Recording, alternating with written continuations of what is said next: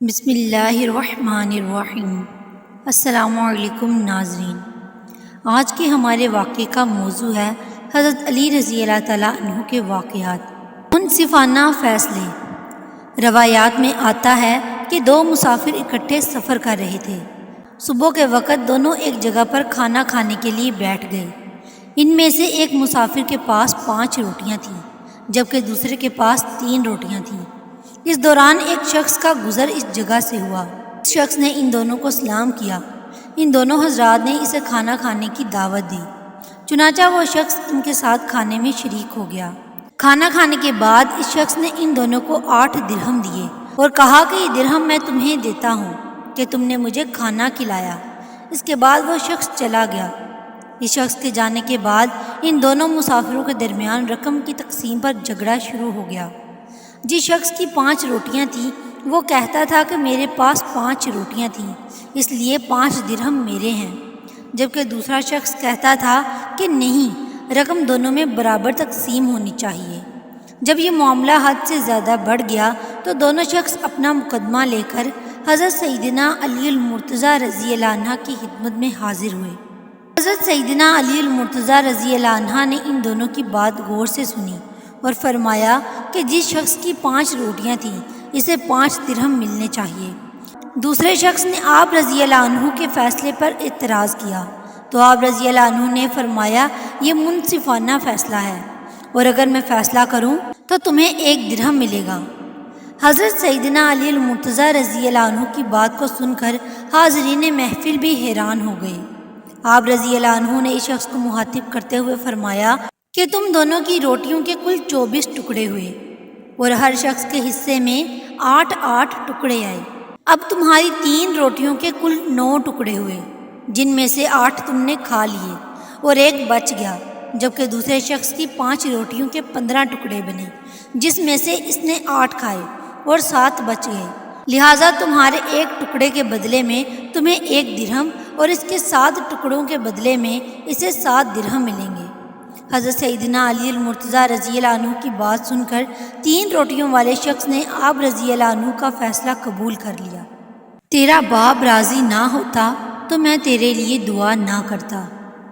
حضرت سیدنا علی المرتضیٰ رضی اللہ عنہ اپنے دونوں شہزادوں حضرت سیدنا امام حسن اور حضرت سیدنا امام حسین رضی اللہ عنہ کے ہمراہ خانہ کعبہ میں موجود تھے۔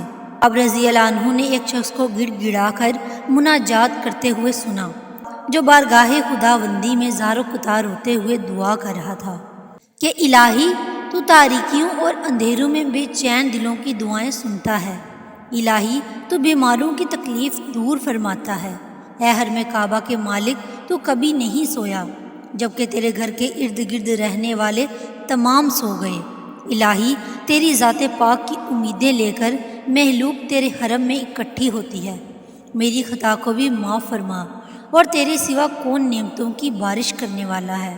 حضرت سیدنا علی المرتضیٰ رضی اللہ عنہ نے اس شخص کو اپنے پاس بلایا تو وہ شخص رینگتا ہوا آپ رضی اللہ عنہ کے پاس حاضر ہوا۔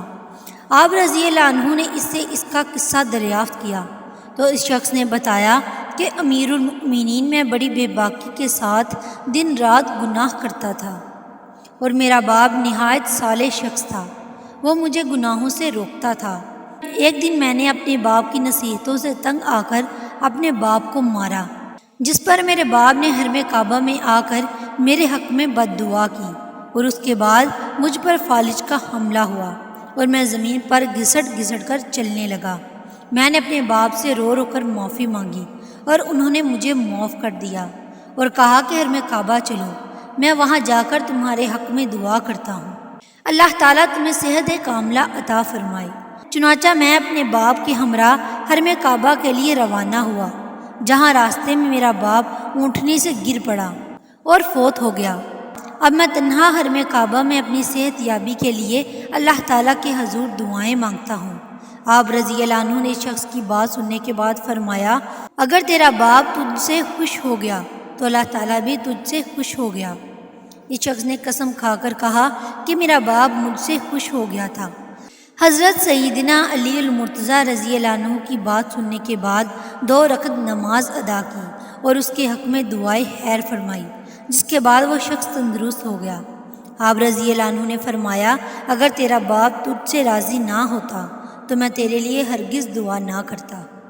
آسمان کی ہر چیز تک میری رسائی آسان ہے۔ ایک روایت کے مطابق حضرت سیدنا علی المرتضیٰ رضی اللہ عنہ جب حضور نبی کریم صلی اللہ علیہ وآلہ وسلم کے کندھوں پر چڑھے تو عرض کیا یا رسول اللہ صلی اللہ علیہ وآلہ وسلم، تمام پردے ہٹ چکے ہیں اور میرا سر عرش کے قریب ہے اور آسمان کی ہر چیز تک میری رسائی آسان ہے۔ حضور نبی کریم صلی اللہ علیہ وآلہ وسلم نے فرمایا اے علی، تمہیں جو کام کہا گیا ہے تم وہ کرو۔